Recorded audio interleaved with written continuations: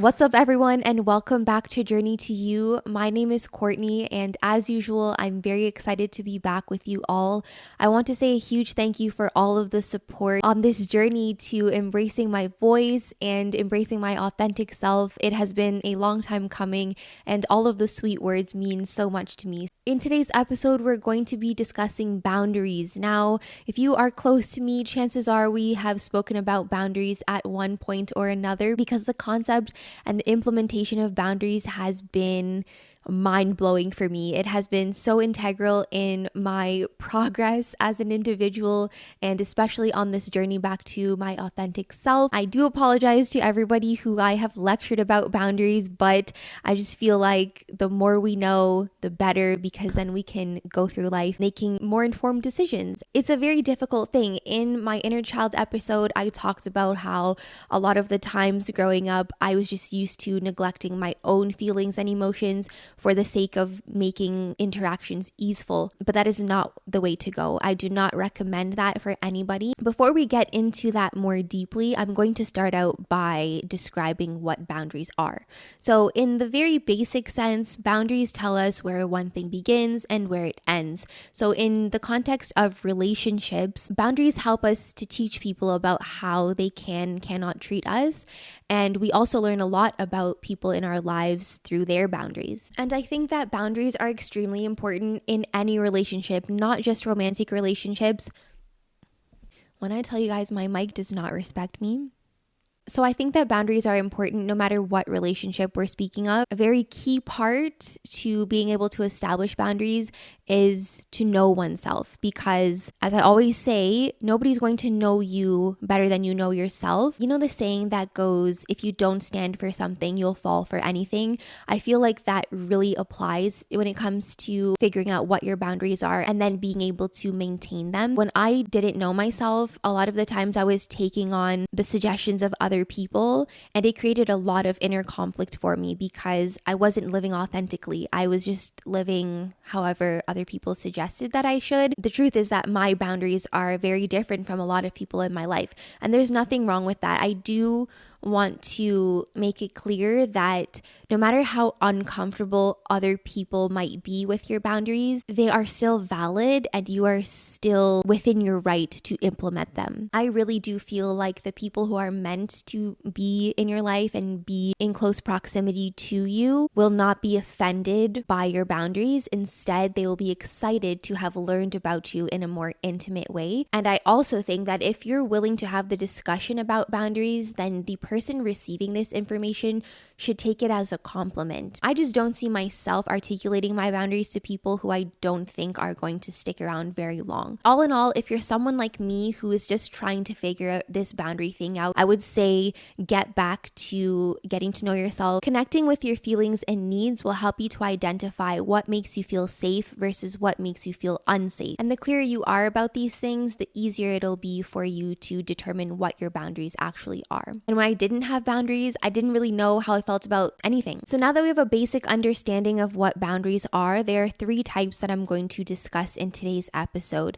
The first one being emotional boundaries. Now, defining emotional boundaries can be a little bit messy because they are so personal. This is so tough to explain. The absence of emotional boundaries is easier to describe in a way because a lot of times there are obvious emotional reactions attached to certain experiences. Now, I'll just give an example. So for instance, the idea of justifying or the habit of justifying sometimes is an indication that there are not very clear emotional boundaries being set or followed. If I am in a relationship where I feel like I constantly have to justify why I feel a certain way, or if I'm in a relationship and I'm constantly making my partner feel like they have to justify why it is they feel a certain way, chances are the emotional boundaries are blurred, because the reality is that people are allowed to feel how they feel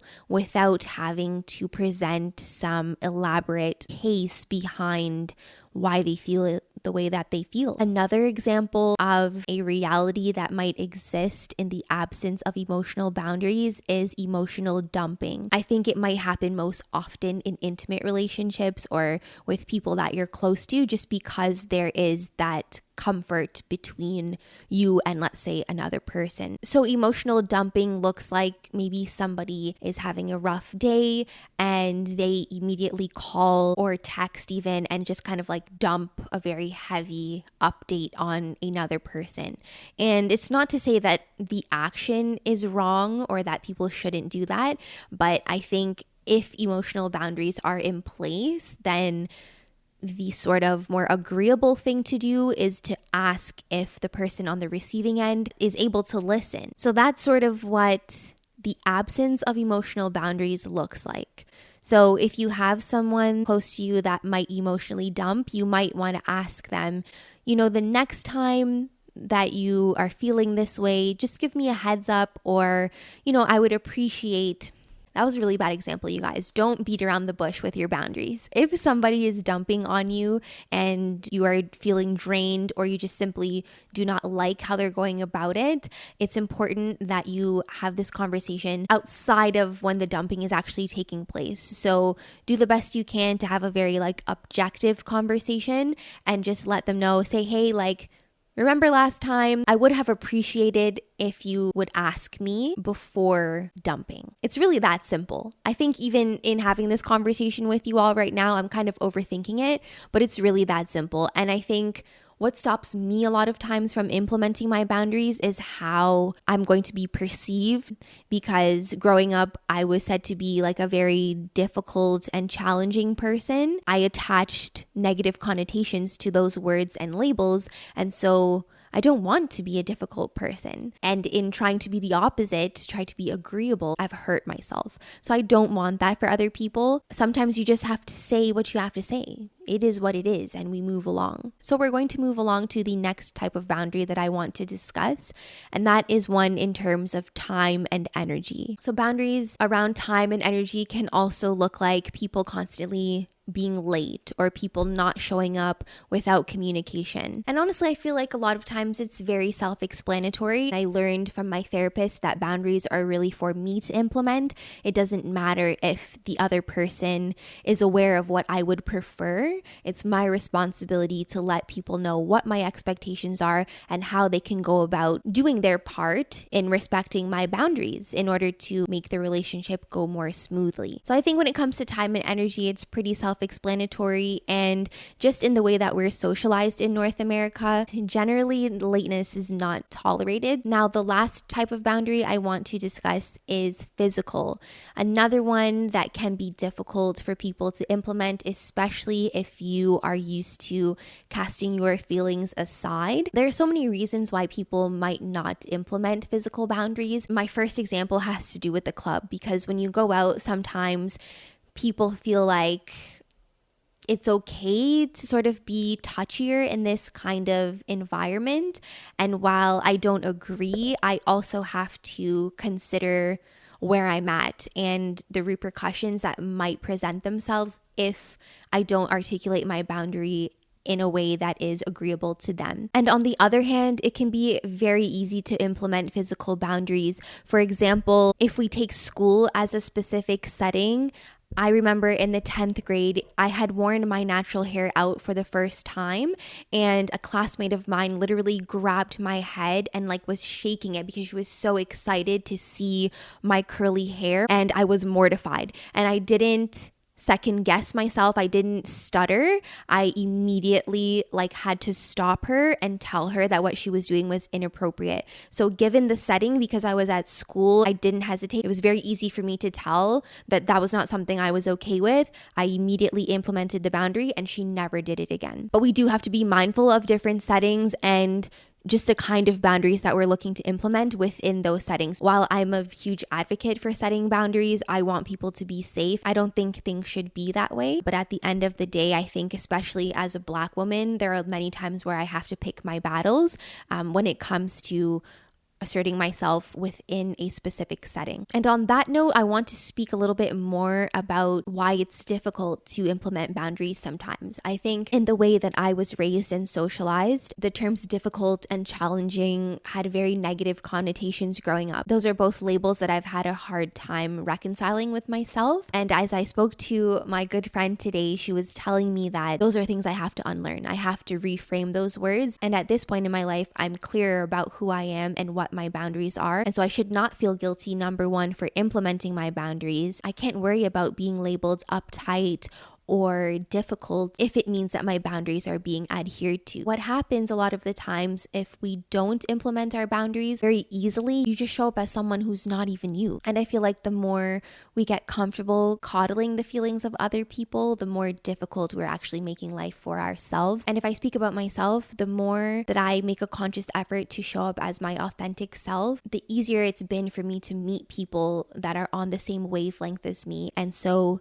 it becomes less likely for me to have certain problems within my relationship because I'm very clear about who I am, what my values are, and what my boundaries are. And so the quicker you find your true self, the quicker other people can find you based on you showing up as your true self. If you don't show up as your true self, chances are you're going to meet people who also don't really know themselves, and sometimes it makes for more complicated interactions. And another piece of the puzzle that I want to mention is being okay when things don't align. So let's say that you've articulated your boundaries to someone in your life and they're just having a difficult time respecting them. It's okay for you to move along. I think for a long time, I felt like I had to repeatedly justify why I had these boundaries and repeatedly explain why they should be respected so that people would understand. But the fact of the matter is, a lot of the times it's very simple. It's not that people don't understand, it's just that they don't care to respect them. So I don't want people to feel guilty or to be afraid of letting go of certain people or relationships when boundaries are in jeopardy. And on the other hand, sometimes I just didn't articulate boundaries at all. Number one, because I didn't really know what I stood for. And number two, because I just didn't feel worthy sometimes. I didn't feel like I had a say. It wasn't a thing for me at all. And lastly, I want to speak about how you can go about implementing boundaries. So number one, you want to be straightforward about your boundaries. As I mentioned earlier, try your best not to sugarcoat them. Try your best not to sort of beat around the bush. The boundaries are what they are. They are meant to be clear so that you are clear about what makes you feel safe and comfortable. And so the person on the receiving end has the same idea. So yes, do your best to be calm, be straightforward, and be direct. You also want to articulate your boundaries as early as possible. It's not about, trying to set people up and, to weasel your way out of a relationship. It's really a chance to mend the relationship, to make it better for all parties involved. So talking about boundaries is not something that we should be afraid of or something that we should shy away from. I really feel like it's important, and everyone should be happy if boundaries are coming up because it means that someone's trying to connect with you. They're trying to have like a longer relationship versus one that is just cut short, And lastly, I would say try to start out with tighter boundaries and then become more flexible later on. A lot of times people do it the opposite way because that just feels more comfortable. And as always, remind yourself that you are worthy of creating whatever it is that you want in life. For me, it's important that there is room for me to assert myself and to have open discussion in my relationships. So everyone, those are my tips on how to implement boundaries. I hope that they were helpful. If setting boundaries is something that still seems daunting, remember that the act of implementing boundaries is a way to show yourself respect and trust. That's it for today's episode on boundaries. Thank you so much for watching, and I'll see you in the next one. Bye.